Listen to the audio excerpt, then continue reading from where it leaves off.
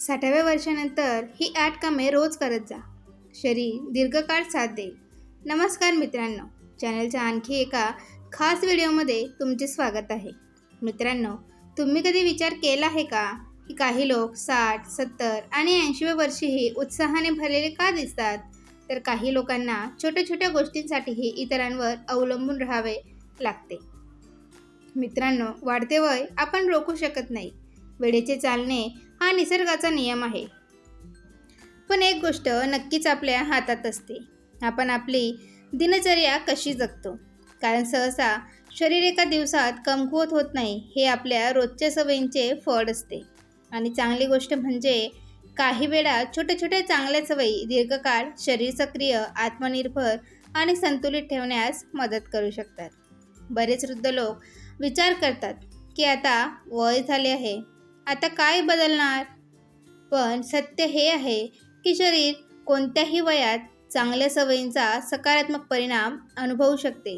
म्हणून आजच्या या व्हिडिओमध्ये आपण 8 अशा कामांबद्दल बोलणार आहोत, ज्यांच्या 60व्या वर्षानंतर आपल्या दिनचर्येचा भाग बनवणे फायदेशीर ठरू शकते.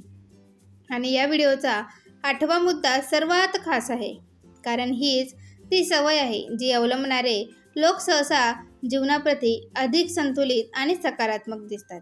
सर्वात पहिले काम म्हणजे सकाळी उठल्यावर काही मिनिटे आपल्या शरीराला हळूहळू सक्रिय करा. मित्रांनो, खूप लोक अंथरुणातून उठल्याबरोबर लगेच आपल्या कामाला लागतात. पण जरा विचार करा, जर एखादी गाडी पूर्ण रात्र उभी राहिल्यानंतर अचानक वेगाने धावू लागली तर काय होईल? अगदी याचप्रमाणे शरीरालाही जगण्यासाठी आणि सक्रिय होण्यासाठी थोडा वेळ हवा असतो. सकाळी उठल्यानंतर काही मिनिटे आरामात बसा, हातपाय हलके हलवा, दीर्घ श्वास घ्या आणि मग हळूहळू आपल्या दिवसाची सुरुवात करा. ही छोटीशी सवय संपूर्ण दिवस अधिक सहज बनवू शकते. दुसरे काम काय आहे? रोज आपल्या क्षमतेनुसार थोडे चालणे नक्की सुरू करा. चालणे वाढत्या वयात सर्वात सोपी आणि सर्वात नैसर्गिक हालचालींपैकी एक मानले जाते. गरजेचे नाही की तुम्ही खूप लांबचे अंतर कापावे. महत्त्वाचे हे आहे की तुम्ही नियमित असावे.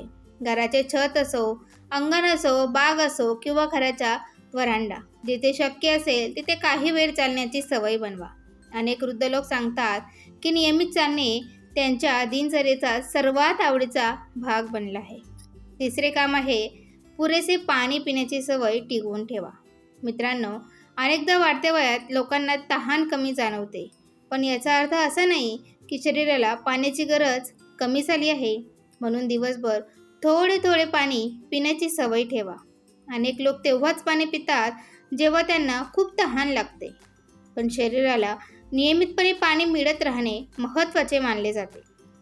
म्हणूनच पाणी पिणे आपल्या दिनचर्येचा भाग बनवा, केवळ गरज पडल्यावर केले जाणारे काम नाही. चौथे काम आहे आपल्या जीवनाला केवळ पोट भरण्याचे साधन समजू नका.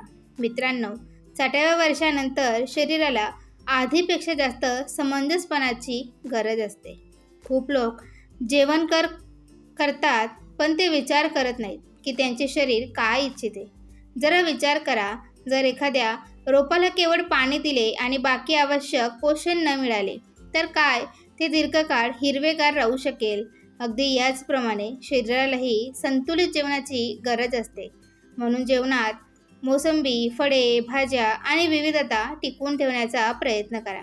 लक्षात ठेवा, चांगले जेवण केवळ चव देत नाही तर शरीराला आधारही देते. पाचवे काम आहे आपल्या मेंदूला रोज सक्रिय ठेवा, कारण केवळ शरीर मजबूत असणे पुरेसे नसते. मित्रांनो, खूप लोक 60व्या वर्षानंतर आपल्या शरीराची तर काळजी घेतात, पण मेंदूला सक्रिय ठेवण्याकडे तितके लक्ष देत नाहीत. जरा विचार करा, जर घराची एखादी खोली महिनोन्महिने बंद राहिली तर हळूहळू त्यात धूळ साचू लागते. अगदी याचप्रमाणे मेंदूलाही सतत वापराची गरज असते. अनेक वृद्ध निवृत्तीनंतर हळूहळू नवीन गोष्टी शिकणे, वाचणे किंवा समजणे कमी करतात. त्यांचा बहुतेक वेळ TV पाहण्यात किंवा एकाच प्रकारच्या दिनचर्येत जातो. पण तुम्ही गौर केला आहे का की जे लोक आजही काही नवीन शिकण्याचा प्रयत्न करतात ते सहसा अधिक उत्साही आणि आत्मविश्वासी दिसतात. तुम्ही वर्तमानपत्र वाचू शकता, एखादे चांगले पुस्तक वाचू शकता, धार्मिक ग्रंथांचा अभ्यास करू शकता, नवीन माहिती जाणून घेऊ शकता किंवा आपल्या आयुष्याचे अनुभव डायरीत लिहू शकता. अनेकदा आपल्या जुन्या फोटोंकडे पाहून त्या आठवणींना उजाळा देणंही मनाला चांगले वाटते. महत्त्वाची गोष्ट ही नाही की तुम्ही काय शिकत आहात, तर ही आहे की तुमचे मन एखाद्या सकारात्मक उपक्रमात गुंतलेले आहे. जेव्हा मेंदू सक्रिय राहतो तेव्हा दिवसही लवकर आणि चांगल्या पद्धतीने जातो. म्हणून दररोज आपल्या मेंदूला काहीतरी नवीन द्या, कारण वाढत्या वयात मानसिक सक्रियताही तितकीच महत्त्वाची असते जितकी शारीरिक सक्रियता. 6वे काम आहे परिवार, मित्र आणि आपल्या लोकांशी जोडलेले राहा. मित्रांनो, वय वाढण्यासोबत माणसाला केवळ जेवण, औषध आणि आरामाची गरज नसते, तर त्यांना आपलेपणा आणि संवादाचीही गरज असते.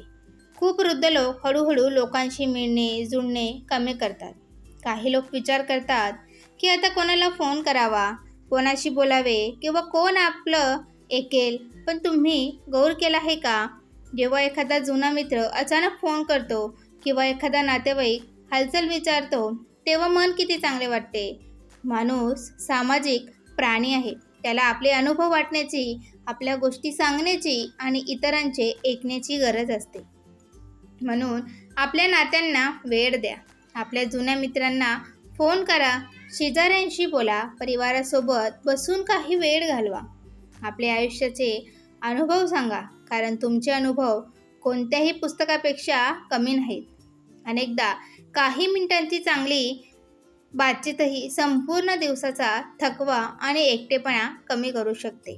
लक्षात ठेवा, जे लोक लोकांशी जोडलेले राहतात ते सहसा जीवनाप्रती अधिक सकारात्मक दिसतात. म्हणून आपल्या नात्यांना जिवंत ठेवा, कारण ही नातीच वाढत्या वयात सर्वात मोठा आधार बनू शकतात. 7वे काम आहे आपल्या एखाद्या जुन्या आवडीला पुन्हा आयुष्याचा भाग बनवा. मित्रांनो, जरा आपल्या जुन्या दिवसांची आठवण करा. काय तुम्हाला गाणी ऐकायला खूप आवडायचे, काय तुम्हाला बागकाम करायला आवडायचे, काय तुम्ही पुस्तके वाचायची, काही लिहायची किंवा एखाद्या कलेत रुची होती. अनेकदा जबाबदाऱ्यांमुळे आपले अनेक शौक मागे सुटतात. नोकरी, परिवार आणि मुलांच्या जबाबदाऱ्यांच्या मध्ये आपण आपल्या आवडीच्या गोष्टींसाठी वेळ काढू शकत नाही. पण 60व्या वर्षानंतर जेव्हा थोडा वेळ स्वतःसाठी मिळायला लागतो तेव्हा का त्या शौकांना पुन्हा अपनावे. अनेक वृद्धांनी पाहिले आहे की जेव्हा त्यांनी आपले जुने शौक पुन्हा सुरू केले तेव्हा त्यांना दिवस आधीपेक्षा कितीतरी जास्त चांगला आणि उत्साही जाऊ लागला.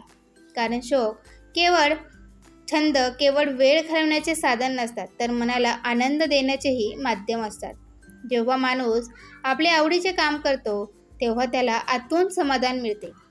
म्हणून मग ते बागकाम असो, भजन ऐकणे असो, लेखन असो, चित्रकला असो किंवा दुसरी कोणती रुची असो, त्याला आपल्या आयुष्यात पुन्हा जागा द्या.